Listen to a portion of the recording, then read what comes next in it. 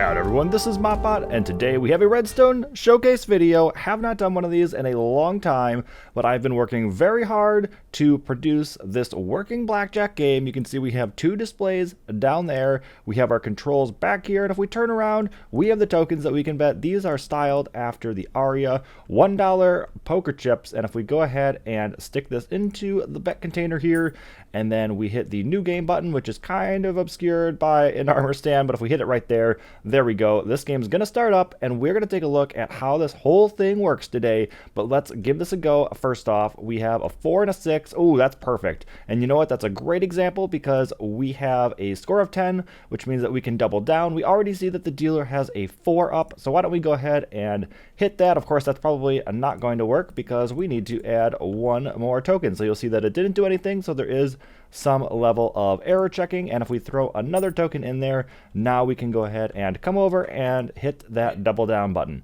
So you'll see that, oh, we drew a 3, that's not great. Okay, and then the dealer turns over a 7, that's pretty bad for us. And then of course they got a 10 card, so there is the Jack of Hearts, and they hit 21, perfect 21 for the dealer, and then you see that the win lines up, and then I can come through here and collect all of these cards right back up and throw them back into this barrel down here where it says return cards, and the game will reset itself. And if we go ahead and come on up here, we can see just how that works. All of these minecarts are coming out. This loading bar is going up. All of the minecarts that do not contain a card are going to be off until they get one. So you'll see that goes, that goes. These 3 are about to go there, and then one more at the end. And then as soon as that last one goes, all of the cards come back. Obviously, we have the tick rate cranked up pretty high because Redstone's not super fast.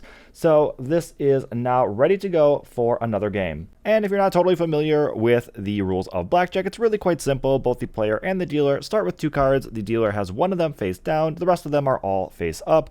The player acts first and continues to hit for more cards until they get as close to 21 as possible without going over. Once they've done so, they can stand, which then makes it the dealer's turn, who turns over his other card and continues to do the same, get as close to 21 without going over as possible. However, the dealer doesn't actually have a choice in the matter. He must continue to do so until has reached a score of at least 17, and then the higher score wins unless one player goes over 21, in which case the other one wins. So for starters, let's look at how cards are drawn. If we come on over here, there's a stack of minecarts with chests here. There are 52 of these on top of each other, one with each card in the deck. And if we click on that, you can see that, for instance, we have the 5 of spades here, which is actually just a carved pumpkin with a different texture, and that will become important later. But we have all 52 cards here, and then we get a single pulse back here that is going to draw exactly 1 card out of a random minecart that is on top of it, spits it on into this line of hoppers here, which goes on through an item sorter. And if we click through here,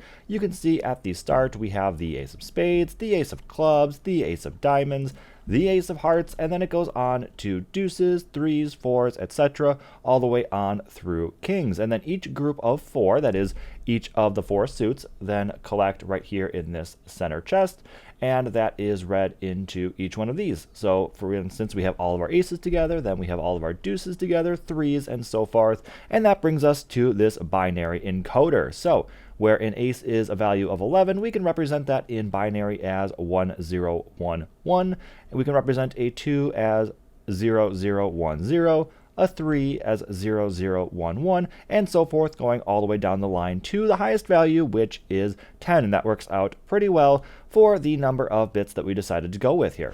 And then you can see that each one of these torches is going to power its corresponding track and then come on through to the end here where it will hit this white line that goes into this binary adding machine, and it adds the 4-bit number there with the 4-bit number on the white line back here that is coming in, and that is the already saved score from the previous attempt. So if we're starting off with 0, or of course we're adding 0, but if the previous card that we drew was a 7, for instance, we're going to be adding the new value to that 7, and then that is going to pump in here. So there are multiple modules, and I think rather than looking at exactly how the Redstone works, let's instead think about it from a wiring perspective and just some simple Boolean logic.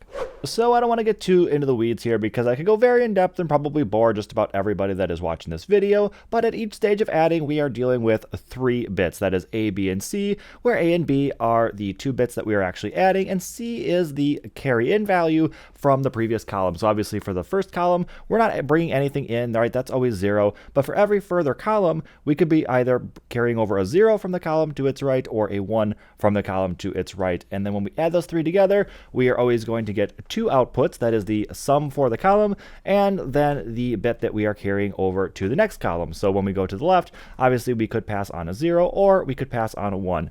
And then this is pretty simple here, right? 0 plus 0 plus 0 is 0, 0. 0 plus 0 plus 1 is 1, 0. If you don't know binary, it is a very handy skill to have, especially for doing redstone.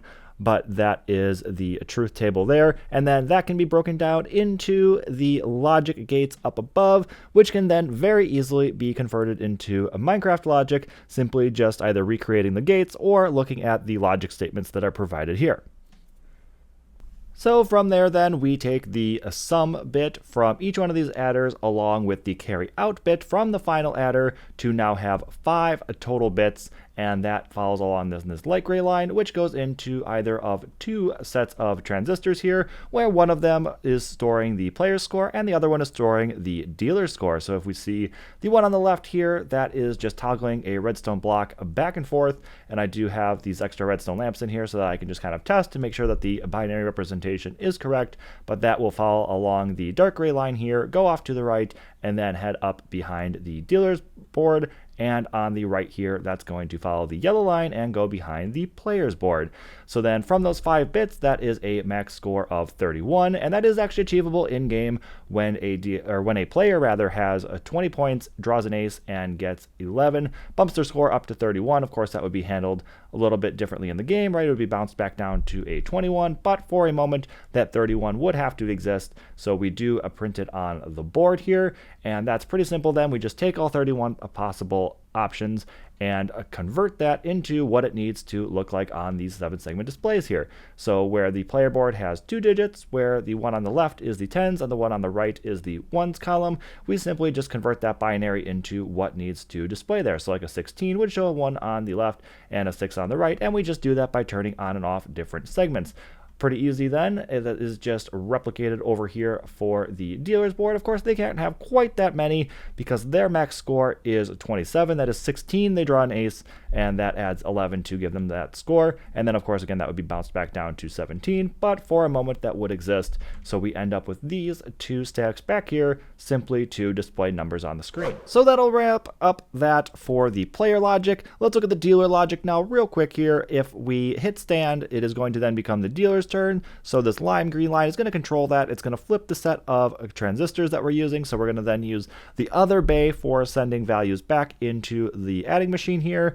And we are also going to flip the bar on the screens to say whose turn it actually is. Now the dealer needs to continue drawing cards until their score reaches at least 17, which is a pretty easy value to test for because we can simply just check if the first bit, the 16 value, is on along with any other values. So we just perform that check back here, and as long as that's not true, we continue to draw cards. So every time the score is updated, we also take a pulse out of there and just check those 2 numbers. Now, once the dealer is done, we then want to take this light gray line and this yellow line and then compare the 2. And this is a binary comparator here. So this will determine whether we have won or lost. That comes all the way to the end and spits out a value at the end.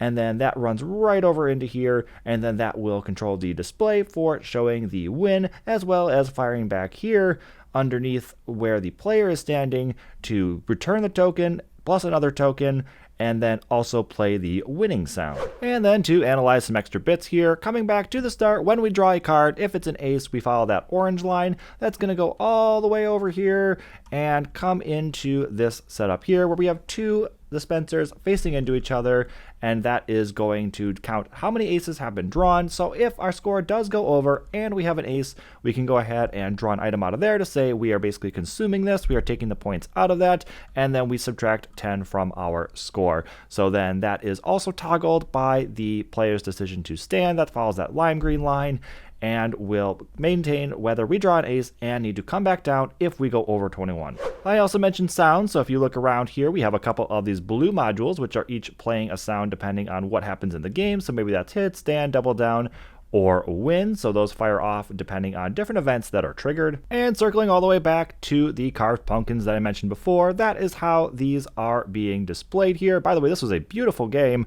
King, queen, stand on that, dealer gets 19, and if I turn around here, payout, there we go. There's the 1 token that I bet plus the dealer paying me back, which is pretty cool that that all works. But here we go. If we go ahead into spectator mode, you can see that we have a whole bunch of armor stands on top of all these dispensers.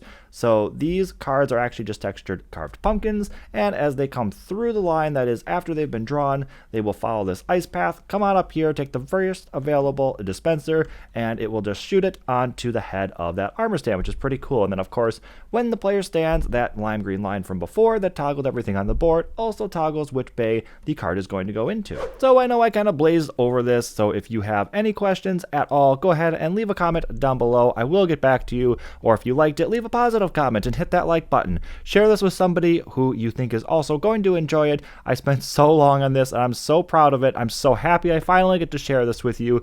But anyway, hopefully y'all have enjoyed. Go ahead and subscribe for more, and I'll see y'all next time.